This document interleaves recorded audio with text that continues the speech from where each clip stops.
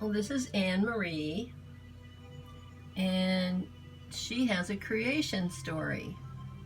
So we want to share that with you.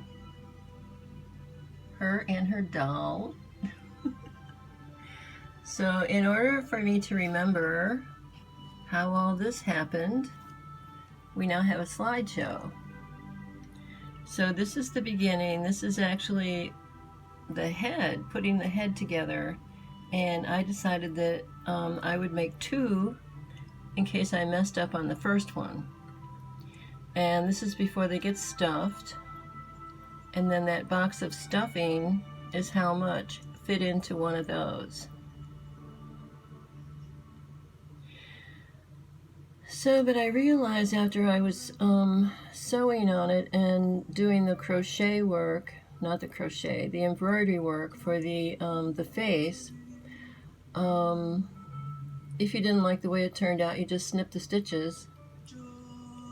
So this is oh, these are the other dolls that were designed by the doll maker. This is her. And see, her sisters have wider faces. This one's so cute. But the thing that attracted me to these, this design of these dolls was the eyes. I had never seen anybody do embroidery work like this on a doll before, to show eyes that were so lifelike and special and gave such personality and character to each one. I mean, every single one of them has a different personality. So I was really interested in the detail on how these eyes were made. And even from the ones that are available on Etsy for you to buy the pattern, you know, you could tell they're all a little bit different. This is Anne Marie. She didn't have a name though, and she was just a pattern. And I couldn't see her eyes very good. Oh, this was the doll maker showing how she did the eyes. So that was extremely helpful.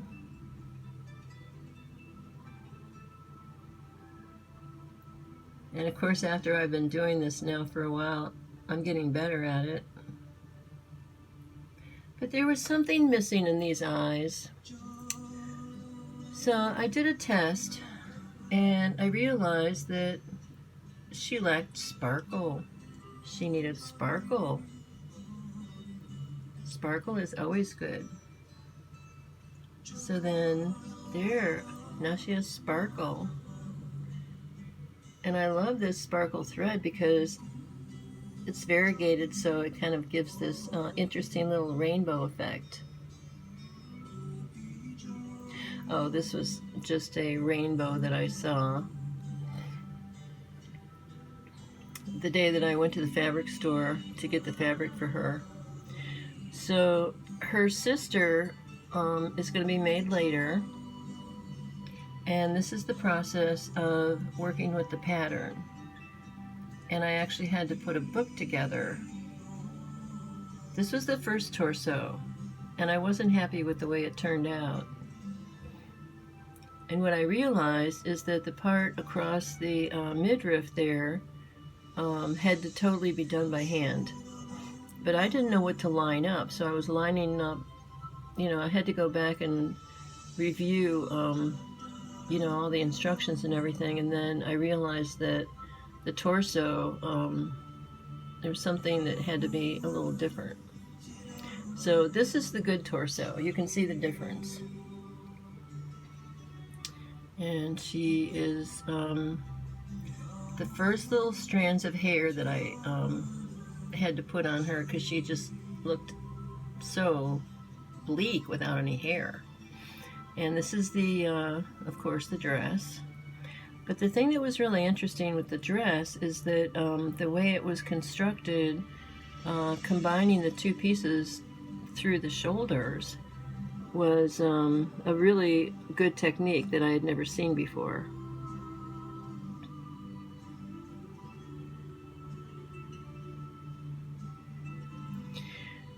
So little by little, all the pieces start to come together. I had to make her some little underwear because did the underwear before we did the dress. And then see, her neck turned out too long the first time. So I actually had to detach the head and rework it. And when I did that, I decided to put a nugget of shungite down into her. And so she actually helps to clear the room of Wi-Fi. So all the embroidery's in the back of the head. So when you do the eyes, that's where everything comes out. And it was a little tricky figuring out how to do these joints for these movable legs and arms. And I would say all in all, so first you create a scalp. Before you start putting the hair on, you create a scalp. And what was I going to say? So I really wanted her to have long hair, but when I started working with the hair, shaping it and creating the hairstyle, it ended up, the hairstyle dictated itself. Like how I cut it, I can't really explain because, you know, I've been a hairdresser for 35 years. So, anyway, let me see, there was a little video. The video that I already posted on her is embedded in here. So I first came, you know, that I was taking this wool and separating all the strands. And the first ones I ironed. I sprayed them a little bit with some mist and then I ironed them, so I made them straight. And so those were the first hairs that I started attaching. And so I took each strand, folded it in half, and then sewed it in place with two little pickups things. So here she is with her hair before she had any haircut. Well, she doesn't even have her full head of hair yet. So then I had to sort of get some of the hair out of the way. And I was trying to figure out, okay, how do I work with this to make it more efficient? So I had some strands that were already separated, so that I stitched them onto a piece of Pellon and then pulled them out through there and attached them.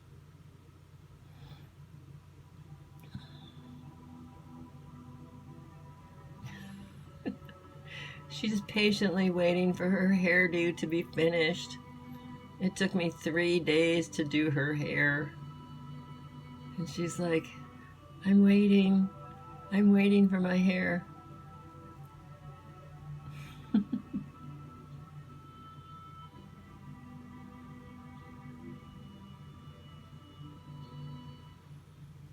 And this was the video that I had. I don't know if I can skip through it, but let me see here. Because this was already posted. Is there any way I can skip through this? Oh yeah, I guess I can. I think that went through it.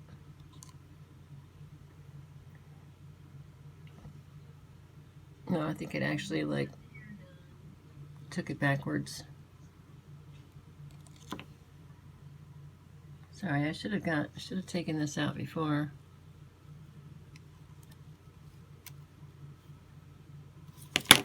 Oh, here we go. This was the next stage here. Oh, I'm knocking over plants. So I came up with this idea of I had to make more hair. And so I skipped the part about ironing. So what I ended up doing was attaching it to this neck rest here. And so this is the wavy hair. So this is the part that I filled in the middle part. And I think that might be one of the reasons why it turned out so big. So this is the beginning of the haircut, because you have to create a perimeter So first I did the outer edges, and then I ended up just, well, I guess I didn't show the whole haircut, but that's good because that was too much. I was up till 3 o'clock in the morning working on her hair. But and she's helping me sew. Now she has her little doll. And then I brought her plants over. My friend Kristen, the glass blower. Oh, look at those little boots. That's the very last thing I made with the little boots. So there's her sitting with her plants. So we'll just... So her sister is going to have punk hair of all kinds of colors, and her name is going to be, well, it already is. Her name is Rosemary. And she has a message for you. But we're not going to talk about it right now because we're up to 11 minutes. So we'll talk to you later.